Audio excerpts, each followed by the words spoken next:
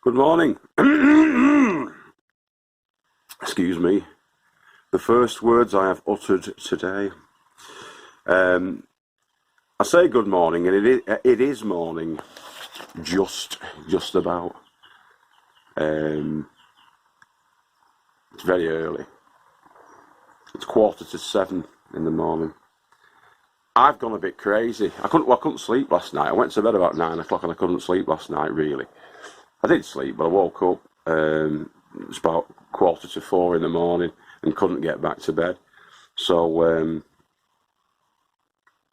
I came downstairs, did a bit of YouTube watching, caught up on a few videos, and I had a copyright strike against my Elvis video, my mate Daryl's Elvis video, so I had to take it down.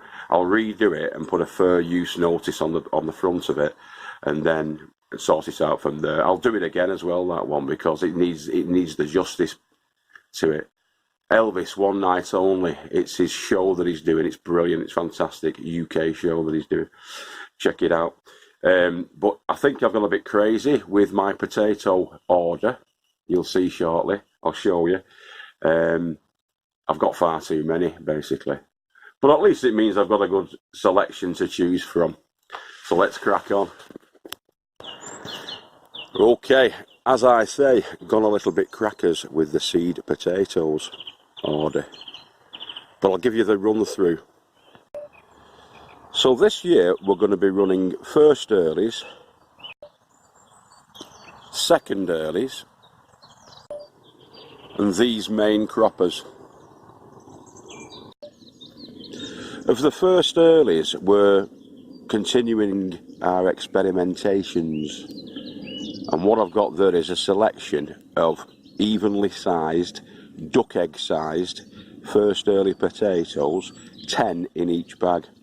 Now I've not wasted the rest of them. The rest of them are just going to be thrown in a normal growing fashion, but what I'm going to be doing with these ones is bucket growing them successionally over the next 6 weeks. So today we're going to get 4 of each of those into the Asda cut flower buckets, which are the big buckets, which I'll show you in a second. So we've got the Red Duke of York. We did those last year. They were very good. They were very prolific and they were very tasty. The Red Duke of York are a heritage variety from 1942. Yeah. A dry, meaty potato packed with flavour, suitable for boiling and baking, roasting and chips. Home Guard. Keeping the Brexit theme going, we've got Home Guard there. Now, Home Guard, never grown before, never tried them, but it's a variety which is extremely early, apparently, so that should mature quite early. Produces good yields, have a good resistance to common scab, potato scab, and again, they're suitable for boiling, baking, roasting and chips. And the last one is Ulster Prince, which was our favourite last year. It did very, very well and it was very, very tasty. Again, another first early. They're all first earlies. They're all going to be going into a mix that I'm going to show you later on, a special mix that we use. And again, I can vouch for these Ulster Prince. Really good. Excellent resistance, again, to common scab, and it's suitable for salad. They're a good salad potato. You don't really need butter at all with these ones. They're great. And they're going to be in the buckets for a good 12 weeks or 3 months, starting from today, hopefully. We're going to get 4 of each of these ones in today, yeah. Moving on from that, we're not going to be planting any of these today. It's going to be a couple of weeks before I put these ones in, which are the second early, but again, they're going to be successionally grown. They take 13 to 15 weeks to reach full maturity. And we've got Kestrel, we've got Charlotte, and we've got Wilger. All second earlies. Perhaps in about 2 weeks' time, which will probably be about the 20th or 21st of February, I'll get the first lot in of those and see how we get on. And then finally, we've got the main croppers. The main croppers will probably be going in on the 17th of March, St. Patrick's Day. I'm going to be sticking them in. and then they'll take a good 4 to 5 months to mature. So we're talking then from March, April, May, June, July, August time for the harvest on those ones. Yeah? They're going to be going into these buckets, or rather the experimental spuds are, the first early experimental spuds are. I'm going to do 4 buckets of each, so with a total of 12 on the grow starting today. They're going to be going into those buckets with a mix that I'm going to show you later, and they're going to be going into that greenhouse once I've cleaned it to start them off. But I've got to pick the compost up yet. I'm also today on a separate video, I'm going to be doing a continuation of the work that we're doing on the trampoline polytunnel over there. But this video hopefully will be a cleaning and potato starting upload. Alright, see you in a bit. So we're just going to use this standard multi-purpose compost that we've got from Paul Green. That's a good strong brew for Mother McCree, but it's actually blood, fish and bone. Do we got that? Got from my bones.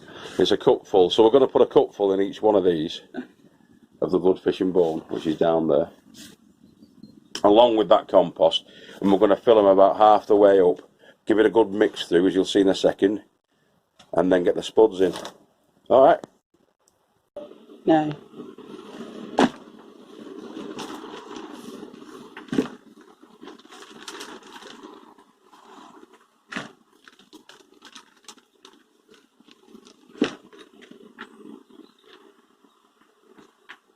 So 4 handfuls have gone into there, which fills it to about the halfway mark, but we're going to add in this blood, fish and bone to the mix.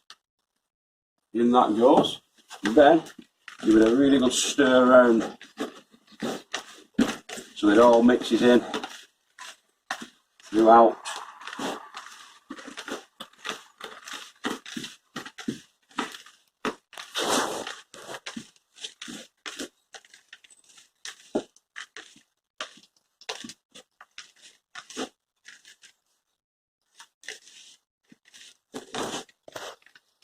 Okay.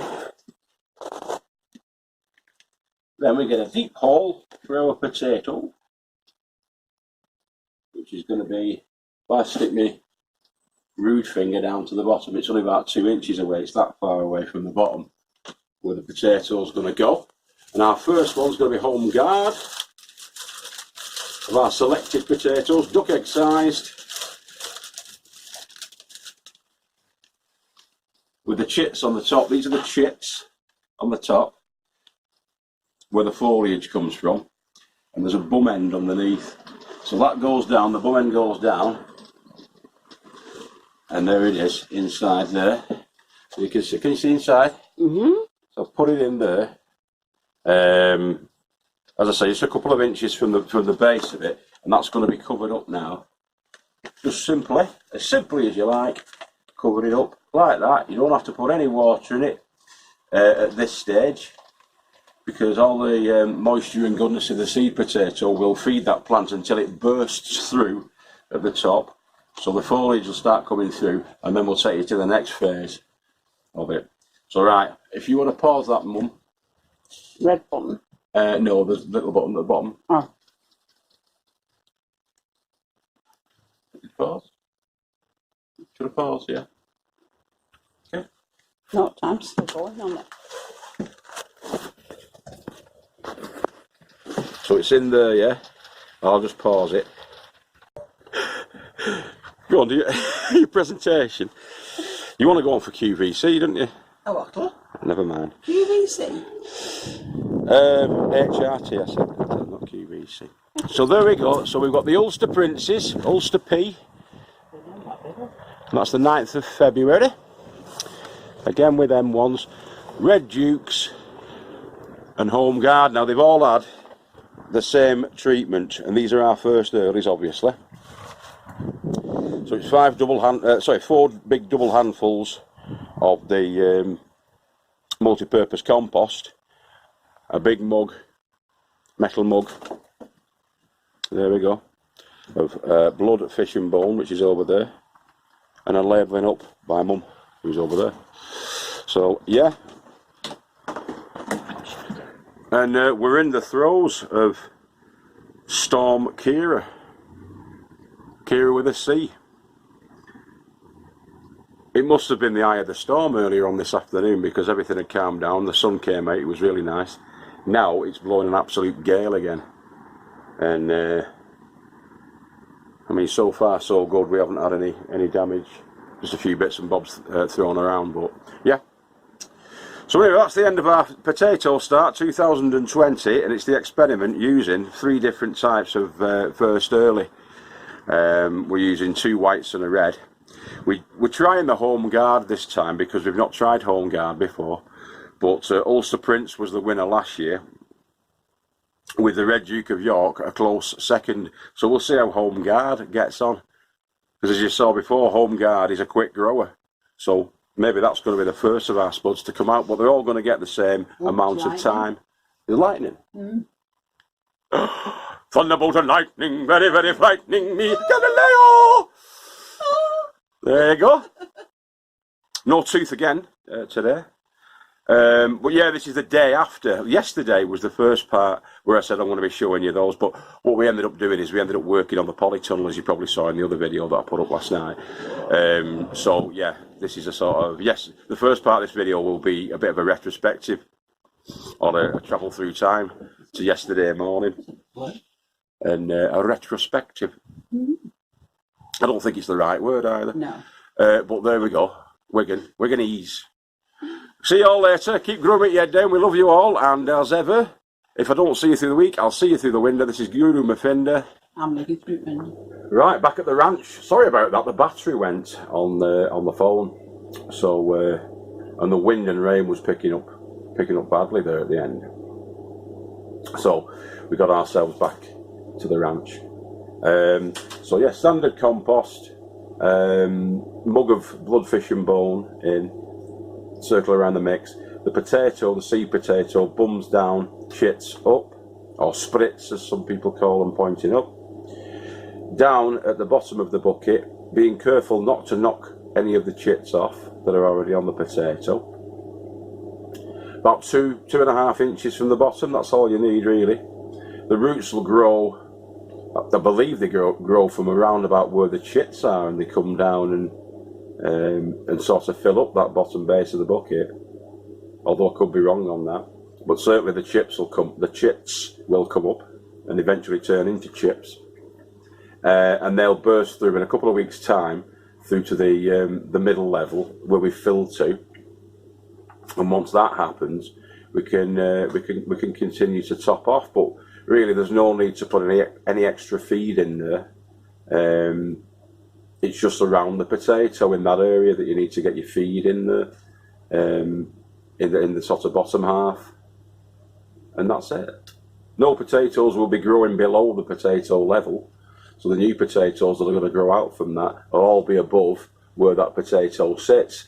So of course you don't want it right sat on the bottom, but you just want a couple of inches, 2 maybe 3 inches from the bottom. That's where it sits, and up it'll come, and hopefully you'll get a couple of pound of potatoes at least out of them buckets if you leave them.